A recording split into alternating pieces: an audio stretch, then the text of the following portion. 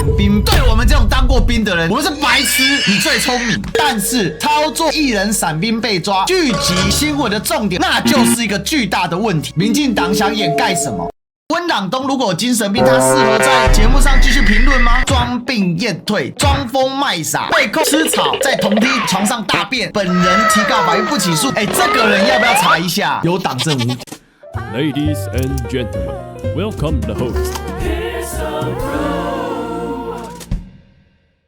当时有一个集团帮超多艺人做免疫的这种造假，当时的背景是缴了钱之后，借由配合的医师开立假的证明，配合的医师是在3种里面，它形成一个有效链路。所以王大陆被破获之后，后面跟着就一大堆人中枪。王大陆是2025年2月第一波被抓进去，那因为主谋公出了后面全部的名单，顺藤摸瓜就越抓越多人。陈零九呢是2025年5月伪造高血压，棒棒糖威廉是2025年5月50万交保，也是伪造血压异常啊。那除了王大陆采取最贵的心脏疾病之外，看起来血压异常是整个的主力。我认为伞兵被抓被上铐不值得同情，因为你这样对我们这种当过兵的人来讲，我们是白痴，你最聪明，不值得同情，而且很可悲。因为伞兵这件事情，它跟师德无关，它是一个宪法规定的义务嘛，法律上你必须得去服从的东西，它是刑法。伞兵这个东西我不会同情他们，可是这里面就是为什么分了3波都是上手铐带走，那锁定的是艺人，但是我们知道伞兵集团的祖先不是只做艺人生意啊，多的是根本是一般人。而且为什么具体的画面什么时候具体到案让这么多记者去拍呢？就他们不该伞兵确实该骂，但我要讲出大家心中的一句话，操作伞兵被抓，特别是艺人伞兵被抓，去聚集社会的观感跟把整个新闻的重点往这边拉，那就是一个巨大的问题。民进党想掩盖什么？3波艺人不一次抓完，这些艺人跑不掉，你再查他能去哪里？他有几个出境逃跑的风险吗？就算有，他臭了。艺人一旦形象受损，对他来讲视同是演艺生命的死亡吗？视同是事业的死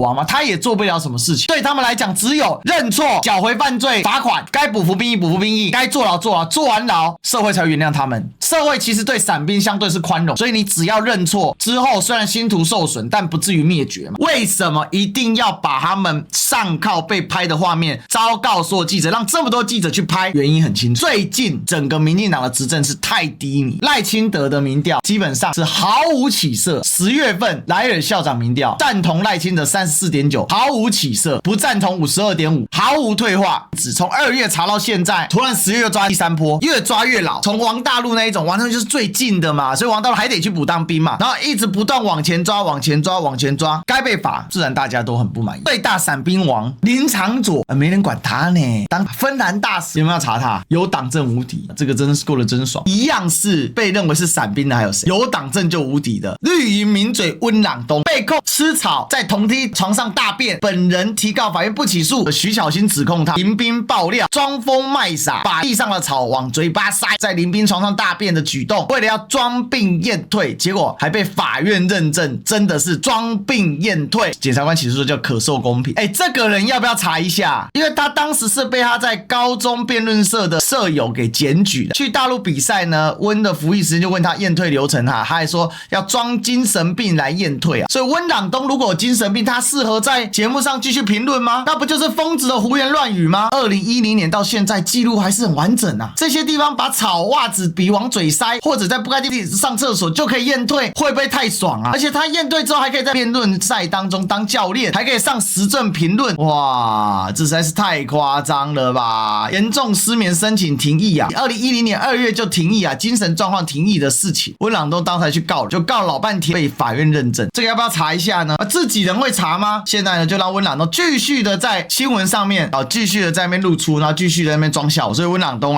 你最好去自首一下。最近国军国防外交委员会的马文君，根据国防部出现强化国防量能项目，却出现了广修游泳池女厕设小便斗荒谬现象，质疑预算烂编啊。国防部说明陆战队指挥部中城营区游泳池整建案中游泳池周边地坪厕所外墙浪板整修，报价显示女厕工程计包含小便斗这个的部分空军第125联队空军军官校校准部巨轮校区防训中心的6处游泳池也编列特别预算整修啊，这哪来那么多游泳池要修啊？国防部呢说，哎呀没有啊，我规划就是民间游泳池的训练啊，量能不足，我们是设施老旧，但是被立委批牵强啊。这个编列的1129亿元，每一次都情勒大家说，哎，国防预算不能删，就不能删，背后竟然出现小变动。那国防部不要好好说明一下，这个就是烂编浮编烂字，你是不是为了这个时候来压新闻呢？数据，2024年志愿役人数仅达15万人，近7年新低。主战部队编宪比只有 76.8%， 我的天哪，远低于作战最低标准的85%。一个部队如果它减员超过 20%， 它通常就要从第一线战斗后退下来，要休整。超过 30%， 这个部队大概率就已经丧失基本战斗力。结果我们还没有打仗，我们的部队编宪比就只有 78.6%， 编宪比还不是实际的兵力，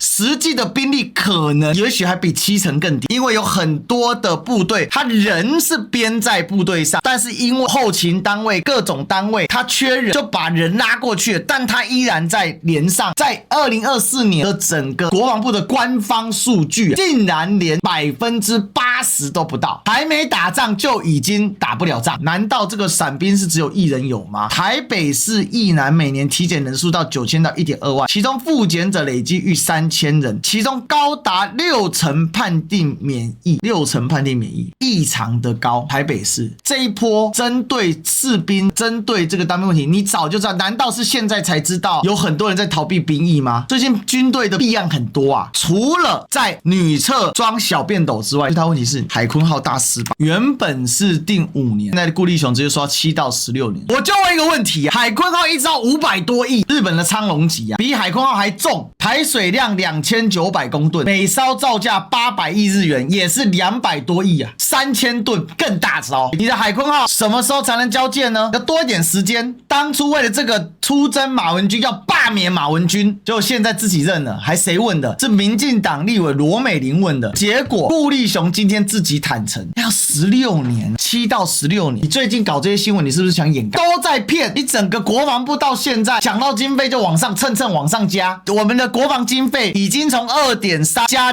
到明年要加到 3.5，2035年要加到 5%啊，我的天哪！延宕当初许下的海口，耗费了这么多的金钱，每年还要追加多少研发费用呢？一艘500亿不够，难道700亿要1000亿吗？16年后海鲲号还有办法作为一般的潜舰吗？它的技术还行吗？光靠海鲲号这个单子啊，吃的盆满钵满。那个几千万，他一开始造价500亿，还是现在哦。如果从7年延到16年呢？顾立雄已经开绿灯了。而且我再跟大家说啊，海鲲号的吨位太小，2500吨，你背后是不是要掩盖海鲲号？只说30到45岁左右的人逃兵，我不意外。这一代人刚好国家认同最虚无的一代，在他们前一代的人，他们所受的教育告诉他们爱国是正常，政府会保障他们，几乎都愿意当兵。而他们之后的一代的教育告诉他们搞台独是正常的，但这些人都叫别人去当兵，自己跑得比谁都快。因为我们已经失去了对于国家国族的共同认同，当他失去的时候，这个兵到底要当什么就没人知道嘛。因为没有爱国主义，它的核心是来自于民族主义的教育，这个是来自19世纪啊，当时浪漫主义流行。今天大家不想当兵就是绿造成的，小告诉我们当兵太浪费时间，所以要缩短。接下来告诉我们完全没有画面，很可怕。接下来把军人当成米虫，党国余孽，连加薪都不肯。1年义务役当完之后，除了公务员外，大部分人可能工作就没了，或是原本的职位被抢走了，谁会想要当？实话。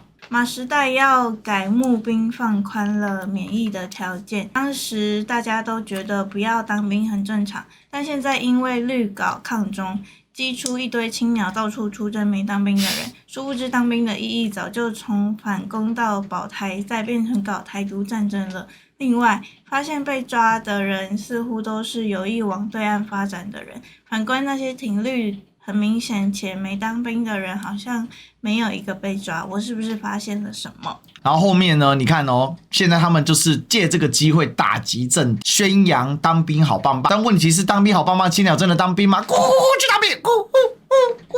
他还敢当吗？青鸟当兵，青鸟哪当兵啊？拜托，妈青鸟就除了咕咕叫这耍宝之外，还会做什么事情？那什么都不会做。所以你观察的非常的仔细，不是绝对的，但我觉得借着这一次，除了掩盖之外，你就像你借机去修理跟去创造一些社会的风向跟舆论，来睡醒民进党的统的一个需求，这个确实是有的。